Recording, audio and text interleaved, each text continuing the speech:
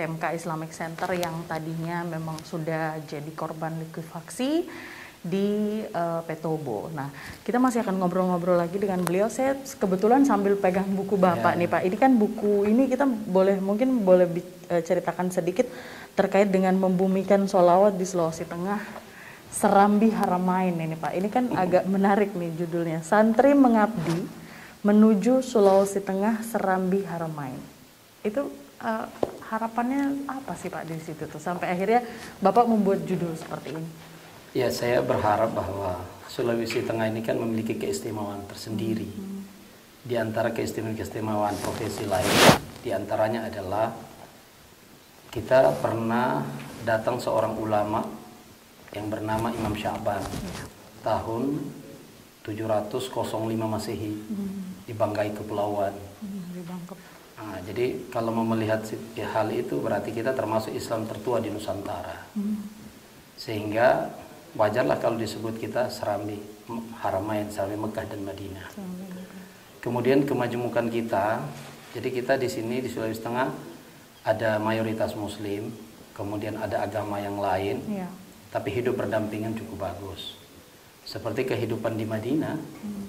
Di kehidupan di Madinah itu semua agama itu berdampingan dengan bagus, saling menghormati dan sebagainya.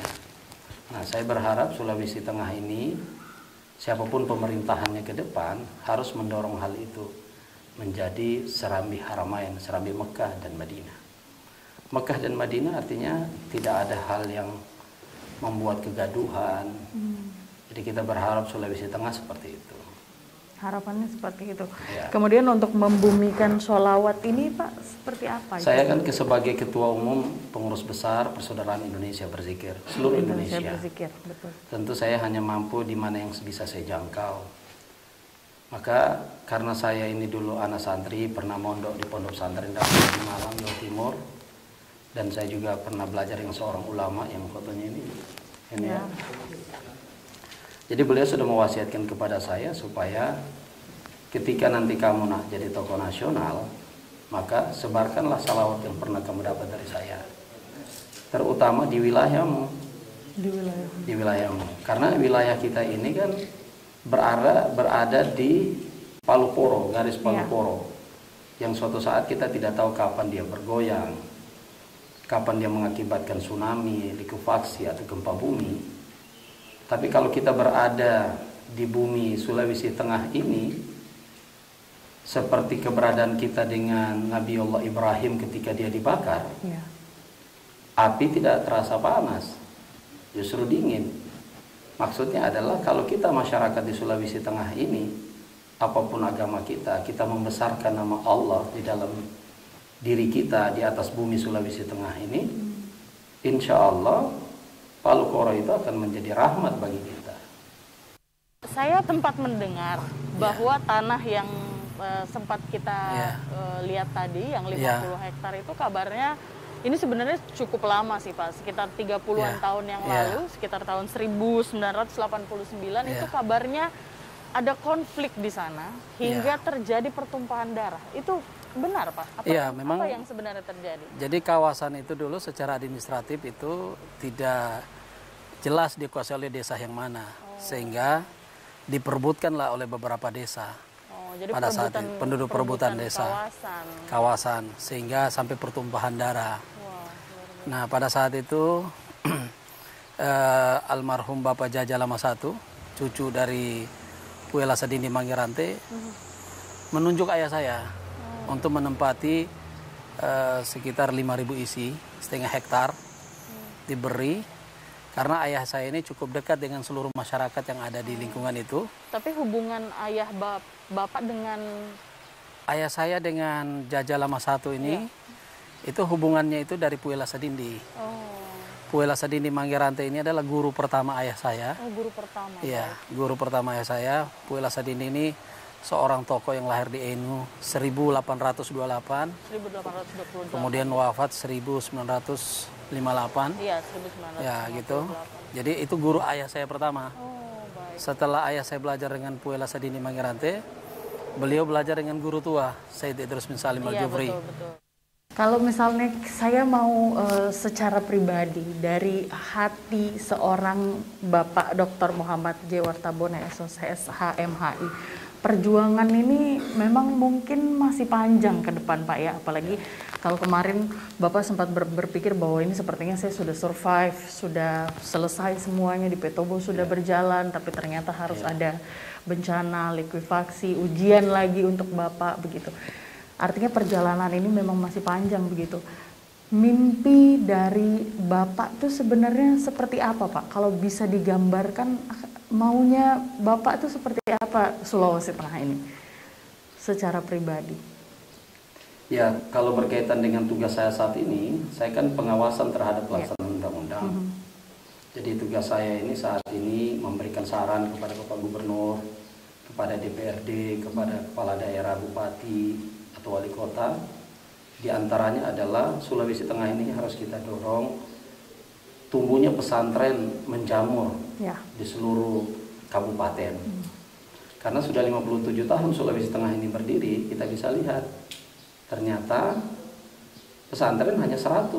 Hanya 100. Hanya 100. Dari 100 itu bisa dihitung dengan jari mana yang hidup, mana yang tumbuh bagus.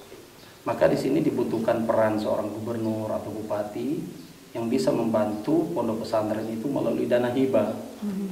Di gubernur itu kan ada dana hibah, di bupati wali kota itu ada dana hibah. Itu bisa dibantukan kepada rumah ibadah, baik gereja maupun masjid, pondok pesantren, dan yayasan dan lembaga lainnya. Ya saya berharap seperti itu, supaya kalau kita Muslim betul-betul menjadi Muslim yang takut dengan Allah, pasti kita akan membawa rahmat ke dalam kehidupan kita sehari-hari. Begitu juga agama yang lain, ketika dia benar-benar takut terhadap Tuhannya, pasti dia akan menjadi warga negara yang baik, saling menghargai, menjunjung tinggi toleransi dan sebagainya. Baik, itu kalau sebagai seorang anggota DPD RI saat ini. Kalau sebagai seorang santri, Pak, ini kan Bapak mengawali seluruh karir ini, perjalanannya dari seorang santri. Mimpi seorang santri yang dari tahun 92 itu sampai saat ini seperti apa, Pak? Ya, saya sebagai santri, saya ingin membuka cara berpikir dan gerakan, khususnya para santri ya, kalau kita bicara santri, bahwa kita santri ini tidak hanya cukup kita berada di dunia pesantren saja, kita harus berada di luar dunia itu dalam rangka bagaimana menjaga keutuhan bangsa negara kesatuan Republik Indonesia ini, dan juga bagaimana kehidupan ajaran agama itu bisa kita praktekkan dalam dunia yang lain, sehingga kita bisa benar-benar menjadi santri yang betul-betul diharapkan.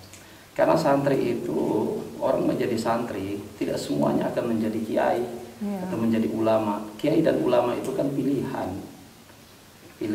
dari Allah Subhanahu Wa Taala. Tetapi menjadi orang atau menjadi makhluk sosial itu sudah pasti semuanya. Tetapi bagaimana kita sebagai santri itu tidak hilang nilai-nilai kita sebagai santri di dalam dunia yang lain. Jadi kita harus mampu mempengaruhi itu, gitu. Contoh misalnya santri itu harus ada nilai ketakwaan dalam dirinya. Dia percaya bahwa semua ini sudah diatur oleh Allah. Yang kedua, ada rasa tawadu, rendah hati dari apa yang dia dapatkan. Tidak menjadi dia jadi sombong. Dia sadar, misalnya seperti saya dipilih oleh rakyat, korban lagi likuifaksi. Maka saya minimal merasakan penderitaan mereka. Dan kedua, ya saya memberikan dorongan kepada Bapak Gubernur, kepada Bapak Wali Kota dan Bupati atau DPRD supaya memperhatikan para korban tsunami dan likuifaksi. Bagaimana sih Bapak ini dari 2004 ya Pak, masuk ke dunia politik praktis. Dari 2004 hingga saat ini belasan tahun bisa tetap mempertahankan tujuan Bapak yang awal, yaitu membangun sekolah, membuat pondok pesantren, yang membuat Bapak kemudian tidak mengikuti gelombang dan kepentingan-kepentingan, karena pasti dalam dunia politik praktis tentu saja ada banyak sekali goyangan begitu. Pak ya, itu seperti apa sih Pak Bapak melewati itu semua? Ya, saya selalu berusaha bahwa apa yang saya lakukan itu bernilai ibadah. Kan di dalam hadis Nabi itu innamal a'malu binniyat likulli imri'in ma nawa. Setiap sesuatu itu tergantung dari niat dan orang akan mendapatkan sesuai dengan apa yang dia niatkan. Di dalam santri itu sudah diajarkan namanya istiqamah. Baik berzikir maupun melakukan kebaikan yang lain harus istiqamah. Karena istiqamah itu adalah lebih baik daripada 1000 karamat. Al-istiqamah khairun min alfi karamah. Nah, ketika kita berada di dunia politik, maka niat awal kita itu kita harus istiqamah. Tujuan kita ke politik itu untuk apa gitu? Untuk kemaslahatan banyak orang, maka kita tidak boleh keluar dari situ. Supaya kita tetap terjaga dan terpelihara, sehingga rakyat itu tidak akan bosan memberikan kepercayaan kepada kita. Baik Pak, mungkin yang terakhir ini pesan-pesan Bapak begitu kepada para santri mungkin atau kepada para pengasuh-pengasuh yang ada di pondok pesantren, bahkan secara umum kepada warga Sulawesi Tengah terkait dengan harapan-harapan Bapak ke depan. Silakan Pak. Ya. Pertama adalah sebagai anggota DPD RI, saya berharap pemerintahan di Sulawesi Tengah, baik gubernur maupun bupati maupun wali kota, bisa mendorong Pejuang Merah Putih diusulkan, dilakukan penelitian, kemudian diusulkan menjadi pahlawan nasional. Kemudian yang kedua, situs-situs sejarah, para ulama, kemudian hal-hal yang berkaitan dengan cagar budaya yang lain, saya kira itu perlu ditetapkan dan kemudian itu menjadi nilai bagi Sulawesi Tengah. Kemudian yang saya berharap juga untuk para santri, terus kita berada dimanapun kita, terus kita berjuang, terus menghidupkan eksistensi kita sebagai santri. Kalau kita berada di dunia politik, mari kita dorong bagaimana kehidupan rahmatan lil alamin, kehidupan yang berdampingan cukup damai. Kemudian kalau kita berada di pemerintahan, jadilah pemerintahan yang bersih, supaya kita jauh dari namanya korupsi, nepotisme. Dan kalau kita berada di dunia pengusaha, maka kita harus menjadi pengusaha yang tidak ada tipu daya di dalamnya. Kalau kita menjadi masyarakat biasa, jadilah kita lampu, penerang, supaya orang betul-betul melihat keberadaan santri itu sangat berarti di tengah-tengah masyarakat. Itu saja harapan saya. Maka kemudian akan semakin banyak pondok pesantren begitu berisi santri-santri di Sulawesi akan tumbuh di seluruh pelosok Sulawesi Tengah ini, sehingga Sulawesi Tengah ini nanti suatu saat wajar disebut Serambi Haramain, Serambi Mekah dan Madinah. Serambi Mekah. Saya kira itu saja harapan saya. Agar ada regenerasi begitu Pak ya. Baik, Bapak, saya ingin mengucapkan terima kasih. Sebanyak-banyaknya saya sudah diajak berjalan-jalan, melihat kondisi baik dari Petobo maupun akhirnya sampai di sini di Desa Lompio, Dusun Lompio ya Pak ya. Desa Maranata. Terima kasih banyak Pak. Semoga tentu apa yang Bapak harapkan ini akan diberikan kemudahan, kelancaran sampai akhirnya semuanya bisa berjalan dengan baik. Terima kasih banyak Pak. Ya pemirsa, itulah tadi perjalanan saya bersama dengan Bapak Dr. Muhammad J. Wartabone SOS SHMHI. Tentu semoga dengan perjalanan saya hari ini bukan cuma saya yang merasa lebih dekat dengan Bapak, tapi Anda yang saat ini sudah menyaksikan juga akan lebih mengenal lebih dekat dan tentu bisa mengambil hal-hal yang baik yang selama ini diperjuangkan oleh Bapak Dr. Muhammad J. Wartabone dalam perjuangannya untuk membangun pendidikan yang lebih baik, bukan hanya untuk para santri-santrinya saja, tetapi secara umum bagi warga Sulawesi Tengah.